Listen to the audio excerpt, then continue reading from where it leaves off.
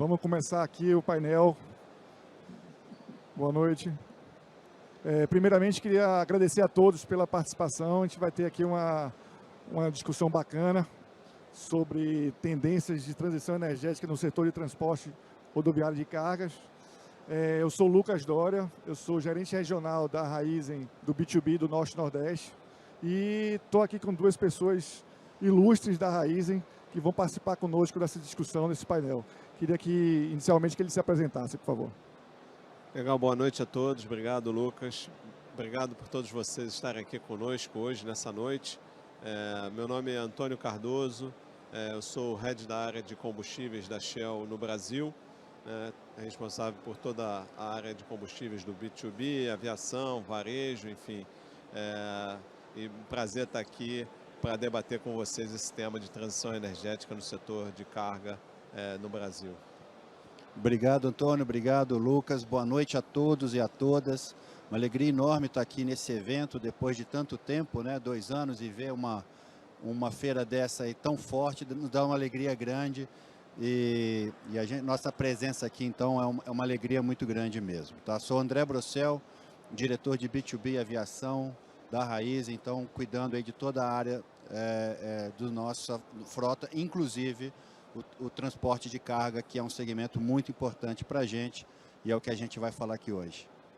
Muito bom. Para iniciar aqui, primeiramente, Antônio, ajuda aqui para falar um pouquinho sobre quem é a Raízen e qual é a conexão da Raízen com a Shell, né? E como é que estamos aqui no Brasil e no mundo, tá? Legal, obrigado pela pergunta. A Raízen é uma empresa que hoje tem 11 anos, uma empresa nacional, uma multinacional brasileira, na verdade é uma multinacional brasileira. A gente está presente no Brasil, Argentina e Paraguai. É uma empresa que foi formada há 11 anos atrás numa joint venture entre a Shell International, e o grupo Cosan, né? E aí a gente formou essa empresa hoje, que é a maior empresa a quarta maior empresa de faturamento do Brasil, a maior empresa produtora de etanol do Brasil, e tem uma vanguarda na parte de transição energética que a gente vai abordar um pouco aqui. Então, uma empresa hoje com 40 mil funcionários, toda a área de bioparques de energia, onde a gente produz toda a parte de energia renovável, e é uma empresa integrada do campo ao posto, né? A gente consegue estar em todas as fases da cadeia, né, liderando esse processo de transição energética no Brasil. Muito bom. Falando de transição energética, muito se fala sobre transição energética, né? Mas, Brossel, de fato, o que é transição energética? E como é que está o mercado em relação à transição energética? Oi, Lucas. Bom, é um tema bastante amplo, né? Eu começo dizendo que o transporte de carga tem alguns cálculos que estimam que 20% das emissões de carbono hoje no mundo tem relação com o transporte de carga. Então não vai se poder falar de transição energética sem soluções efetivas para o transporte rodoviário de carga. Isso daí é uma questão que está muito clara. E a gente vê uma série de soluções. O que é importante todo mundo entender é que não existe, como o americano fala, one size fits all, né? Não existe uma solução que vai dar certo para todos os países, a todos os momentos, todas as regiões do Brasil, para todos os segmentos, né? E também não vai ser uma solução que um dia a gente vai acordar, opa, estamos todos elétricos ou qualquer que seja a transição energética. Vai existir muito tempo de transição e o gestor de frota vai ter que conviver com uma complexidade nisso. Então a transição energética nada mais é que uma necessidade que o mundo tem de emitir menos carbono na atmosfera, e isso vai mudar a forma como a gente se relaciona. Eu pessoalmente acho que o Brasil pode ser uma potência de energia limpa. Não tem lá o Oriente Médio, não foi uma potência também do petróleo. Acho que a vocação do Brasil, se a gente souber trabalhar, o Brasil pode ser uma potência de energia renovável, né? E a Raízen quer ter um papel protagonista nisso e ajudar o gestor, a gestora de frota nessa transição que, como eu estou falando, não é simples, né? Tem que ser olhado o custo total de operação. E aí estamos falando da depreciação de veículos, da infraestrutura, essa conta na ponta do lápis, ela tem um custo para o gestor de frota. E a gente tem uma série de coisas que a gente está fazendo mais de futuro, mas a gente vai falar aqui hoje também o que vocês já podem fazer já para reduzir emissões, reduzir o custo. Eu acho que também a gente não precisa ficar esperando um futuro chegar para a gente já estar atuando junto com vocês. E aí a gente está trazendo aqui na feira várias soluções nesse sentido, para ajudar o gestor de frota já nesse momento a atender essa questão da transição energética que os clientes e a sociedade cada vez mais exigirão da gente como fornecedores aí de transporte. Muito bom, Brossel. Ô, Antônio, como é que a Raizen está se preparando para essa mudança, essa transição que a gente está vendo? Legal, só para falar um pouco de transição energética, primeiro, acho que a primeira parte da equação é você escolher o parceiro correto em termos de energia, né? Como eu falei, a Raizen, ela é dona da marca Shell no Brasil e tem como um dos sócios a Shell no mundo, né?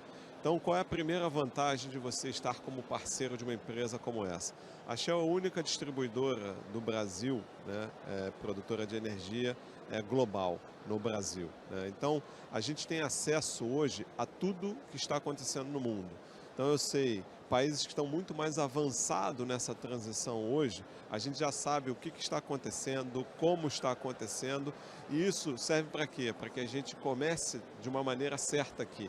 A gente viu muitas coisas sendo começadas de forma errada em outros lugares do mundo, e a gente tem essa oportunidade de acessar as experiências em vários países do mundo que estão numa outra fase no momento de transição energética. Então, isso é uma grande vantagem da companhia. A segunda grande vantagem é a Raizen, ela tem hoje grande parte do seu EBITDA, grande parte da sua receita vindo de produtos renováveis, né? Então esse é um foco da companhia.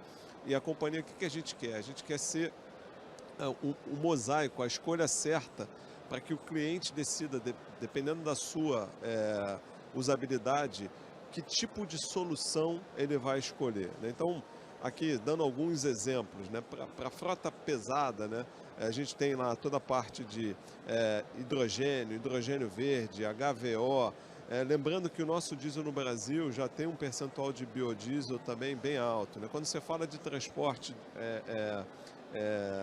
na cidade, ou seja, toda a parte de bus and coach, né? Você está falando de um desafio grande, que todo mundo acha que a eletrificação é algo simples, mas quem já visitou uma empresa de ônibus na madrugada sabe qual é a dificuldade de você fazer o abastecimento dessa frota, tudo ao mesmo tempo, tudo junto, né?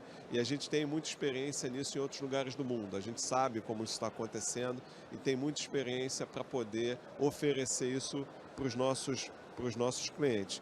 Um outro projeto que a gente acredita muito, né? A gente acha que o etanol no Brasil vai desempenhar um papel único que no mundo não existe. E aí você fala assim, pô, Antônio, mas etanol para frota pesada, para carga, onde isso entra, né?